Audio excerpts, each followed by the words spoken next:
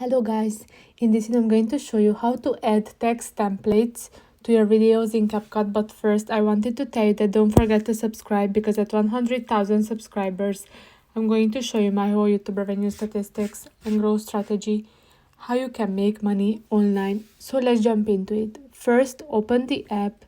Now you have to select one of your projects that you would like to edit, or you can start a new one if you click on that plus icon, and now you have to select from your gallery that video or videos that you would like to edit. And when you open one of them, then on the bottom of the screen you should see the text option. Click on it, and now you should see the fourth option is text template. Click on it, and now you have a bunch of options. You can see that there are pro versions, so you have to subscribe for them to use, but there are other ones that are free. And at the top you can see some topics like 3D title, social media, vlog, and so on.